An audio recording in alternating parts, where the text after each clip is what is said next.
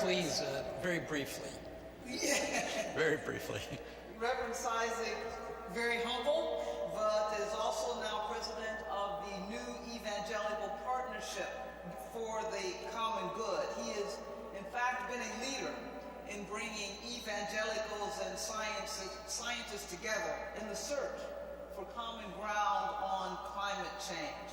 He has been called the Earthly Evangelist and has been named to Time magazine's list of the top Time 100 most influential people. And so we welcome him here for our very important conversation this morning on the environment, creation, climate change.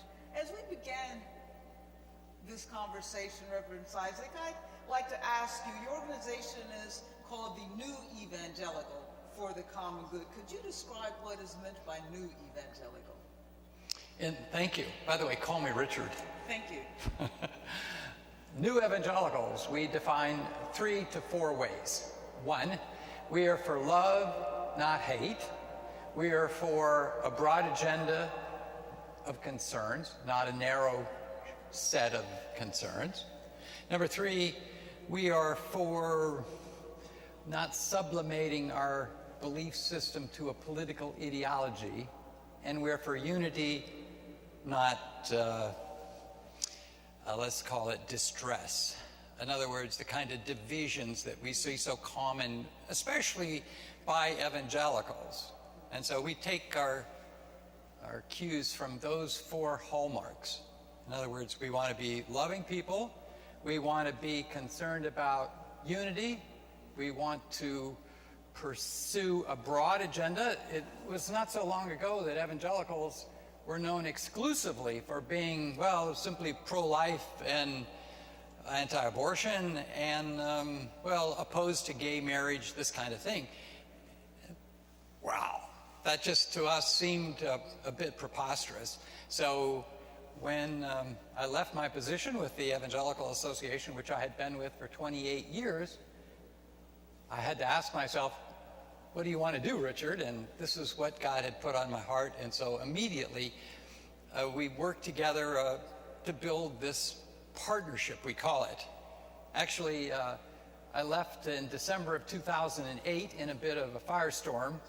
And within, well, a weekend, over 100 evangelical leaders had signed on to a support letter on the web indicating, we're with you, Richard. And so over the course of the last 8 years, it's, I think, interesting. I don't mean to be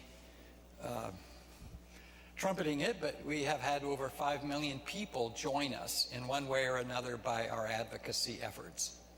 Could you say a little more about your own spiritual journey as you began to develop and bring forth and develop your views on caring for the earth and creation care? Glad to. I had served 20 years by the year 2002 with the evangelicals.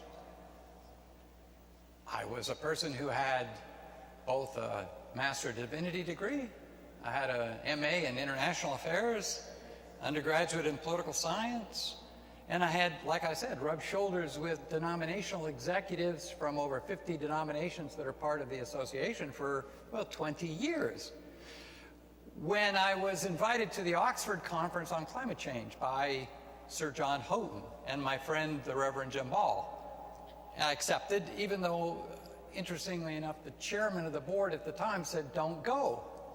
I said, why not? And the answer was, well, you may be persuaded. I said, persuaded of what? The answer was climate science.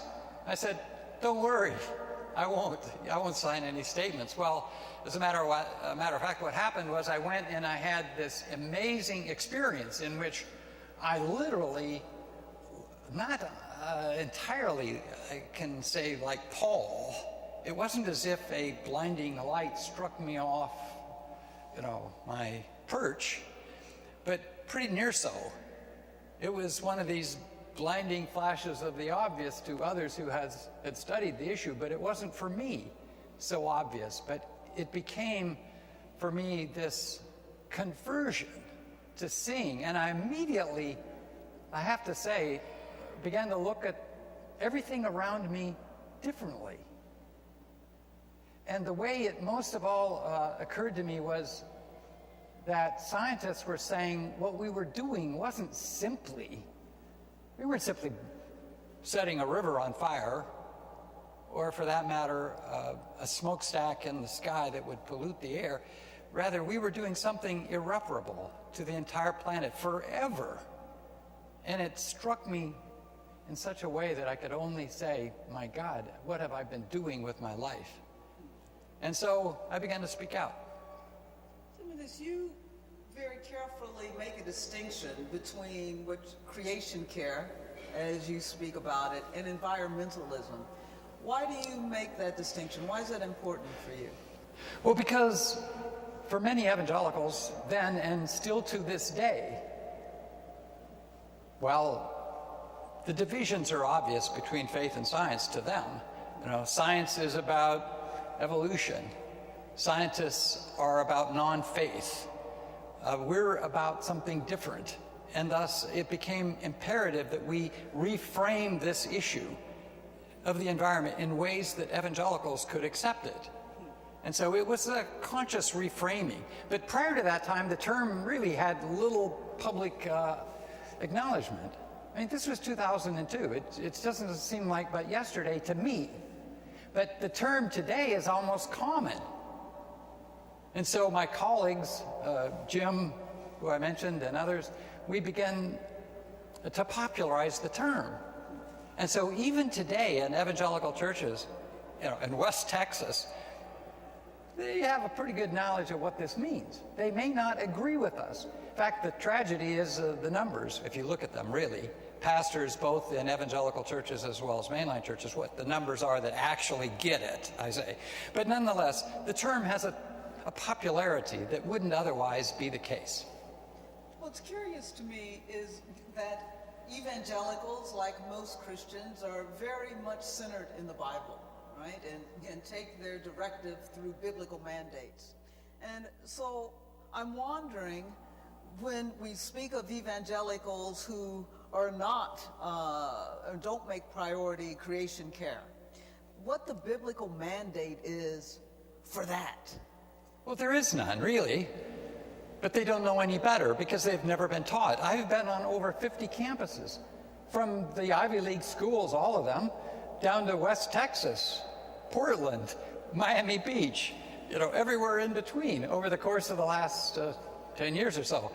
And I ask in every chapel, I remember one in particular, Lee University, which is in the shadow of the 1922, I believe it was, trial, you know, the famous trial in Tennessee, the evolution trial. Scopes monkey trial. The Scopes monkey trial. It was in the shadow of that. But anyway, when I gave the message, not so different from what I preached this morning, but more pointedly at them, nearly 4,000 in chapel, affiliated with the Church of God, Cleveland, Tennessee, I asked how many would have heard a sermon like this before. And the only ones who had raised their hand were the jocks in the front row who were kidding me. I mean, they were playing with me, you know, the football team. No one else, hardly. I don't think that's the case anymore.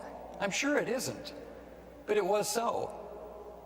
Well, let me ask this. Two sides of this question. What's at stake for not caring for the environment in terms of sort of the biblical and evangelical mandate? And what's at stake, or what do they believe is at stake for those evangelicals who will indeed not support an agenda of creation care? Well, what's at stake is, I think, their very spiritual life, first of all. Now, God will judge. I am not the judge, he will. But if he said to do this, and we willfully, knowingly are disobedient, then it is that serious. But for those who are simply not willfully ignorant but untutored, that's a different story. But what really bothers me are those who know the truth and choose to disobey it. It seems to me when you talk about creation care, you're really talking about working toward a just earth. What does that look like? And particularly, there's the argument, of course, that when the climate changes, for instance, it hurts the world's poor Yes. the most. And Yes. so what are the implications of that for not only the poor in terms of economic disparity and racial justice? What's a just earth look like? I don't know that we can even envision it. We're so far down the road. But I can believe that it means we have to live very differently. I mean, how can 5% of the world's population contribute 25% of the greenhouse gases that has impacts in places that I've been, maybe you have too, from Nairobi to Addis Ababa and port cities around the world, without recognizing that with such a large percentage of the world's population living on coastlines, that they will not be by mid-century possibly underwater and not feel the compulsion to do and say something and to live differently. How can you acknowledge that? How can we continue to live the way we do? I think we are blind, even those of us who would like to think not. To some degree, we remain so because we don't know. Now, it doesn't mean that we can't change this reality. It doesn't mean that we can't, but it is a case in which scientists are already saying we are left to mitigate and adapt. We can't prevent. It's already happening, this climate change. And we know it's happening. It's happening in the United States. You see it in the parched West. You see it in the rising floods and storms just in the past year. In so many ways, we know it's already happening to us. I have a friend who lives in Northern California who jokingly says to me every time it snows in Washington, "See, Richard, there is no global warming." Reminds me of, well, one senator on Capitol Hill years ago who built an igloo during one of the storms and invited Al Gore to climb in. He made a snowball in the last year when it snowed and threw it. On one occasion, he held a hearing and invited me to come testify. This was on climate change, and at the time, he was the chairman of the Environment and Public Works Committee, invited me, and I respectfully declined. So after the hearing, a friend asked me about it, and I said, "Gosh, I suppose I should have gone. I just wasn't inclined." And he said, "But you did."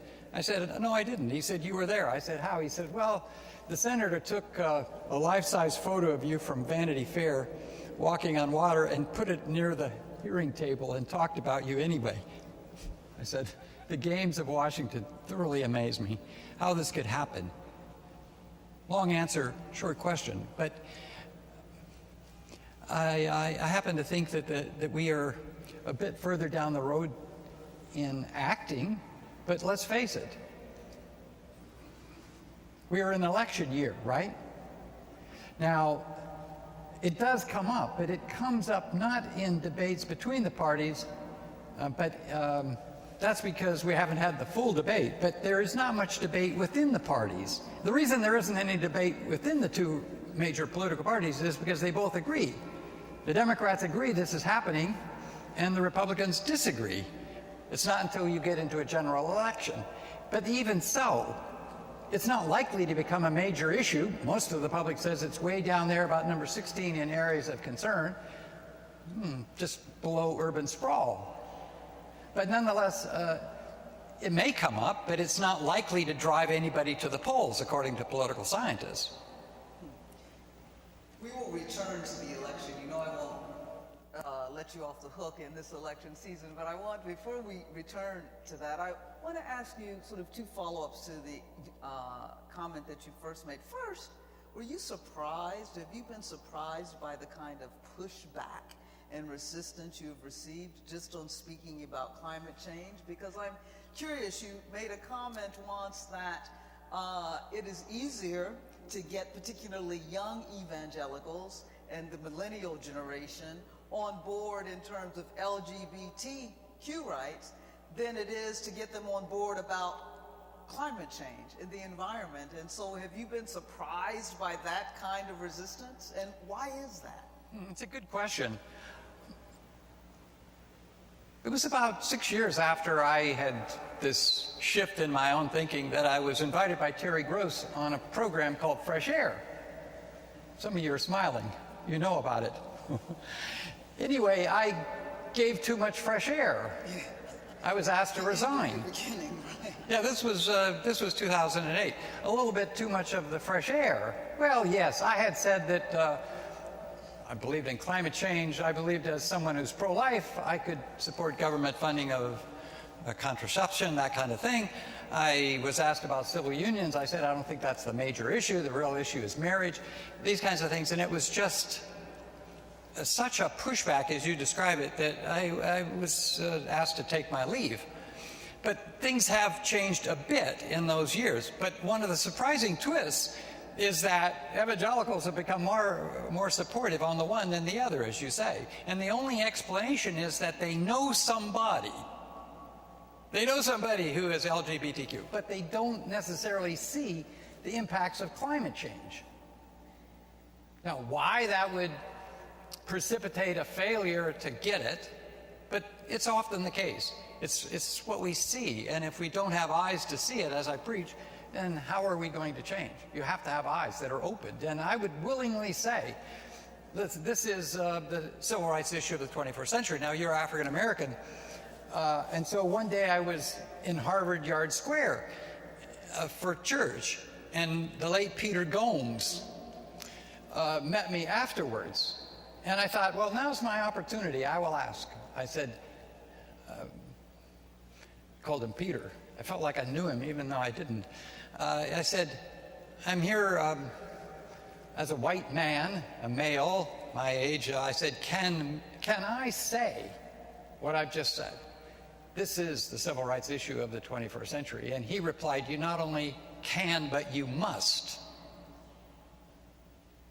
But how do we begin to connect that issue? So, as you say, not only do people see it, but the people hear it. How, for instance, we see in our world today issues of water, right? Yes. And we see issues of water right here in this country. We look at Flint, Michigan. Flint, Michigan. Yes. We know that it's not divorced from issues of race and class, that something like that could happen in Flint, Michigan and go unnoticed. We also know that it's not divorced from issues of, in many ways, the scarcity of clean water, not scarcity of water. So how do we begin, when we say it's a civil rights issue, how do we begin to connect these issues of race, class, justice, and the environment, so that indeed people who really are suffering because of race, gender, class can hear how these things intersect? How can we connect these? I think the shift is occurring demographically. Young people get it. They travel more. They see the world. Their parents don't always see it. By the way, I'm on the board of the Public Religion Research Institute, and Robbie Jones says that, Richard, the reason the LGBT issue is the way it is with the younger evangelicals and the environment he said, is because it's not until the evangelicals get to be 29 and off mom and dad's payroll, off the budget, the family budget, that they'll begin to take this more seriously. And until they get off it, they're not going to. Well, that's just a conjecture, I think, on Robbie's part. But the point is that this issue touches the pocketbook in ways like none other. By the way, you want to avoid some of the election, but it's pretty hard to. A lot of people have said to me, oh, okay. Oh, okay. Well, anyway, that's my answer. But how do you connect the two? It's interesting. When Republican conservatives perceive that they are part of the solution, then they come on board. On renewables, for example, when they can say, hey, I agree with this, it only makes sense. It's a pocketbook issue for my company too, I'm going to do it. When they perceive themselves as part of the solution, and you're not talking to them about temperature rises, they say, hey, I'm part of this, and I'm willing to join. It's all in, I suppose, how you look at it, and we have to frame it in ways they look at it and bring them on board. I happen to think that that's occurring all around the country. The stymie on Capitol Hill is not what's happening in the States. In the States, you have state after state, city after city coming on board, especially on the West Coast. Then let me follow up with this. What do you say when a person says, or when people say, this issue is bigger than me? What can I do? There's nothing that I can do to impact or affect or change. A lot of college kids ask, they say, well, okay, you bought a Prius, fine, I'm not about to buy a Prius. I said, well, you can make choices about what you eat, can you not? And they agree. It comes down to even that. And by the way, I made a decision, Catherine, front row there, my friend Catherine, the nutritionist, I made a decision about 5 or 6 years ago not to eat red meat. I'm not only healthier, but I happen to think that's the direction I want to go. I think that's part of our climate response. I don't expect everybody to do that, but maybe we should adopt, like the Catholics, a meatless Friday to start out with. How about that? But the point is that there isn't any person on this planet who can't say they can do something. And I'm not asking people to do everything. I'm simply asking them to start, because when I started, I came back from Oxford, and the first thing I did was I sold the RV. Well, now we look back and we're glad we had it when the boys were young. But I wouldn't have it now. I changed my car. Over the years, for example, most recently when my water heater went out, I went to one of these wall units. So I wasn't spending energy all day long heating hot water I didn't need. In other words, I make the upgrades as I go along in order to be more efficient. And we can all do that. It makes a big difference. You spoke of the Catholics in your comments. Uh-huh. I want to segue from there. How important do you think Pope Francis is to our discussion of climate care? It's really interesting. The survey data of the evangelicals, for the first time in over 25 years, jumped last summer up to 16 points all of a sudden, just like that. They went from, mid-40s to up to 60, almost 60% in agreement. And one has to look back and say, well, what was it? Was it the droughts in the Southwest, or what made people change their minds? We don't know if it's a permanent change or not. It may have been Pope's Laudate Si, his document, his encyclical, praise be to you, God. It may be that. I think that may be a factor. Evangelicals had a kind of collaboration with Catholics on the life issues, and so maybe that's had a factor. We don't know. But then what has happened in the election right away, you see it. Sorry, I'm a bit the political scientist, so you'll have to forgive me, but when you look at the support for Trump on the right, you have to say to yourself, how did that happen? And so D.J. Hart, who's a writer, said, look, this factor, this election, puts the lie to what all the evangelical leaders have been saying all along. Well, that they care about these certain set of issues. Doesn't appear to care about them at all. And so then the question comes, well, what was that about? And there's a lot of conjecture. I, for example, work a lot on Islamophobia issues. We're doing focus groups in Tennessee and North Carolina. It's really important, and it's valuable. But I ask to those conservatives, Southern Baptist Convention or wherever, who are lamenting how these evangelicals have all gone to Trump, well, when were you speaking out?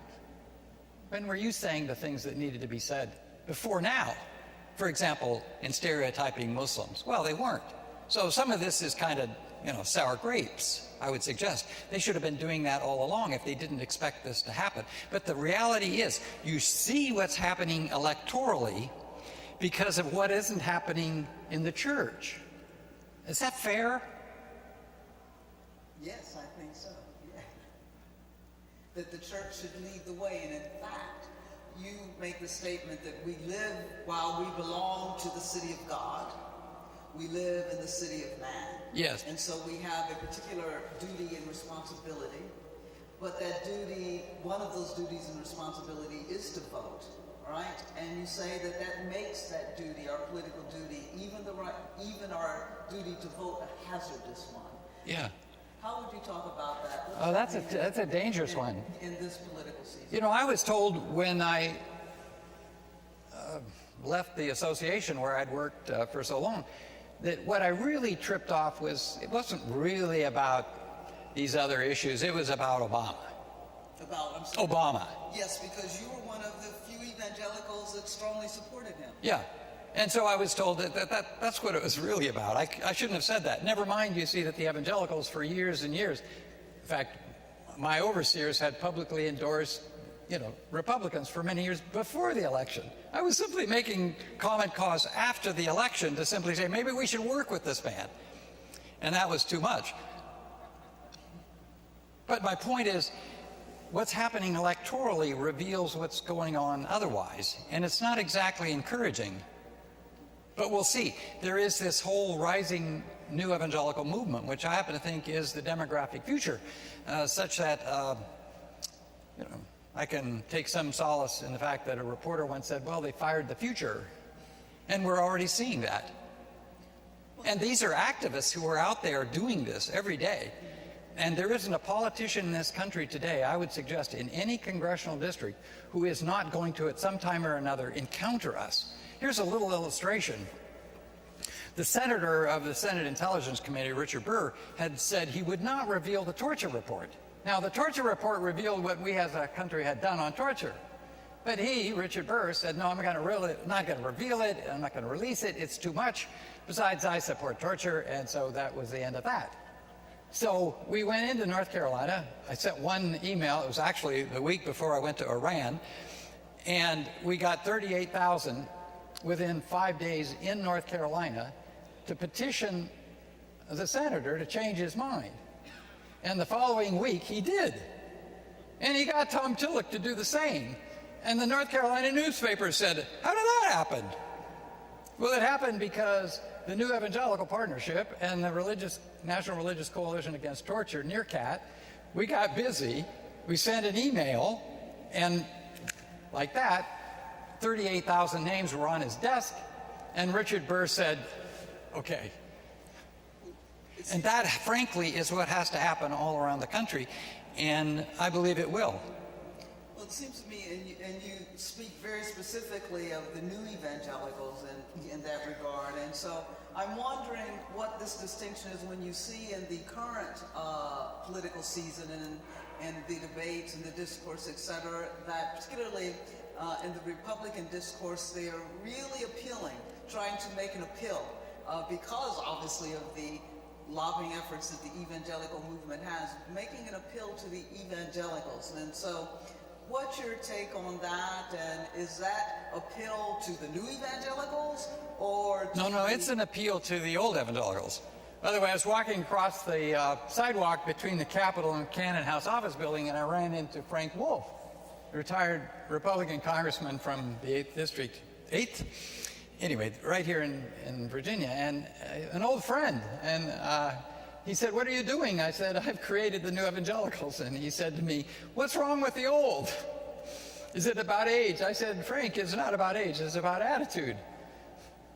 In any case, the whole point is that a lot of the politicians are appealing to the, these traditional issues of race, power, and Islamophobia. You see that, and it's disturbing.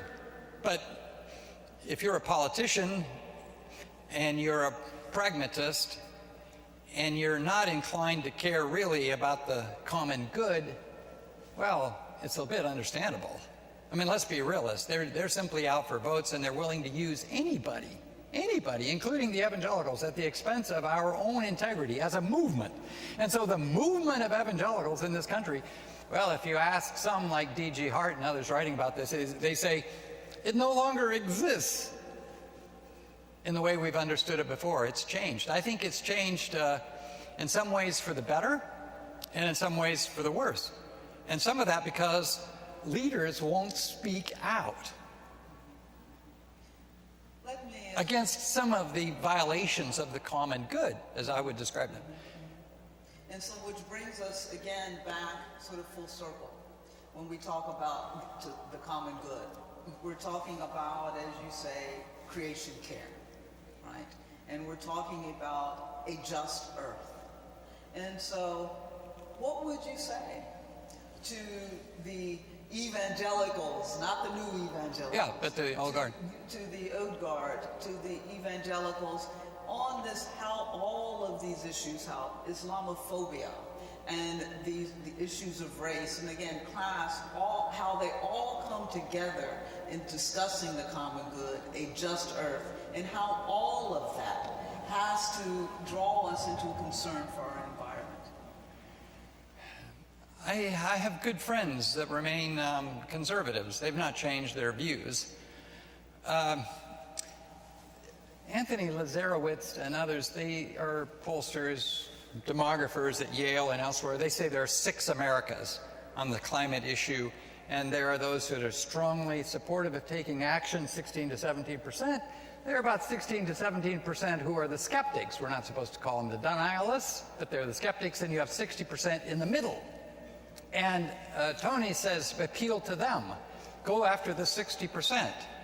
And that's, of course, that only makes sense. But it sort of reveals where we are, and the evangelicals are not unlike the rest of the public on this, in the sense that we have increasing numbers. But when you look at the fact, just a couple of years ago, 52% of mainline Protestant pastors, and I guess 28%, according to a Pew Forum study, agree that this is happening and we're doing it. What? 52%? These are the leaders, pastors. I think it was a 2011 study, so it may have changed a bit in the last 5 years. But 52% of mainline pastors agree it's happening and we're doing it, and only 28% of the evangelical pastors? Now, this is pathetic. It just reveals how deep are our convictions. And so these people like Bob Doppold, who's written The Power of Sustainable Thinking, and others, they look at this and say, wow, it's not simply coming up with new strategies. I say a vision without a strategy is an hallucination. It's not just simply coming up with strategies. They have to be strategies that appeal to the social network which exists. Follow? In the conservative circle. Strategies that appeal on levels which they understand. And what does that look like? What does that look like? Well, I think, for example, you don't approach a conservative about temperature rises. You talk to him about his business or his farm. I come from the West. My family's into farming. And I talk to them about the impacts on the soil and the rest. And by the way, the Pacific Northwest is ground zero for climate change impacts. The Pacific Northwest is. And so if you are an onion farmer in Quincy, you have to pay attention because, frankly, El Nino is going to potentially destroy your onion crop if you get a rainstorm in the middle of summer. I knew this growing up as a kid because we were farmers, not just onion, but we were cherry farmers. And you know what a summer storm will do, a rainstorm will do to a cherry crop. It splits the cherries and you give it away. And so the environment as it exists, even in eastern Washington state, is being changed already. And if you're a farmer there who's a supporter of, conservatives, you have to pay attention too. And so you appeal on bases that somebody already agrees with you and understands. That would be an illustration. But you don't talk to them about temperature rise. And it would seem to me that you could make the appeal based on the Bible and the biblical mandate. And so if there were one story as we wrap up under our last question, one story from the Bible or one passage from the Bible upon which one could stand and make the appeal to the evangelical community, and to all of us actually, what would that be? I don't know. The best answer I can give is the entire Bible is the most sustainable book ever written. It teaches sustainable. What does that mean? Long term, not short term. It's not all for one and all for one and all for none, but all for all and all for one. If you give me, that's the old Three Musketeers. But the Bible from beginning to end teaches this value of loving the creation, of caring for it, and doing so out of love for God. And so you could start in Genesis and go all the way from Genesis 2:15, as I've said, to care and protect it, all the way to the Revelation 11:18. By the way, the story is told by the man who really, I think, coined the phrase creation care at the University of Wisconsin. he said he brought it up to Billy Graham years ago and said, Dr. Graham, do you know this verse? And Billy said, no, I've never heard of it. I should preach on that. He never did. But the verse which you know is, I will destroy those who destroy the earth. I mean, that's a pretty hefty load to bear if you're going to destroy the earth. And I don't believe, for example, that God is going to destroy the earth as some evangelicals think. You know, of course not. But a man approaches me at the wedding and says, oh, I know what you're all about, and don't you know 1 Peter 3:10, namely that God is going to burn it all up. And I said, well, you know, sir, in the Bible, fire is a multivalent symbol, and in that instance, it's not burning up at all. It's refining. God is going to refine it. So don't worry about burning this up as he had thought, meaning I don't need to care about it because God is going to do that to it. And so you can take all kinds of verses in Scripture out of context, but I think in context, for example, even that famous verse, you can teach what it is that God thinks.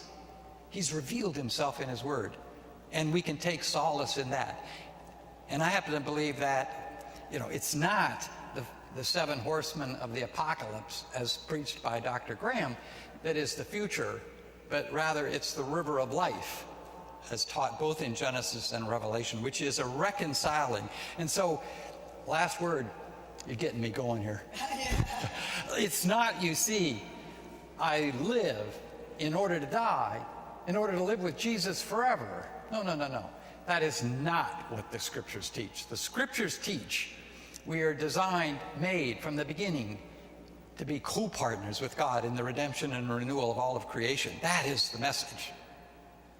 Thank you. And that's a good place to end and a good place to invite those of you to stay with us for the 11:15 service, where you will get a great opportunity to hear more from Reverend Richard Cizik as he provides the message for this morning, and will again talk some more about creation care. Thank you for being with us, and thank you for the work you do. Oh, thank you. Thank you.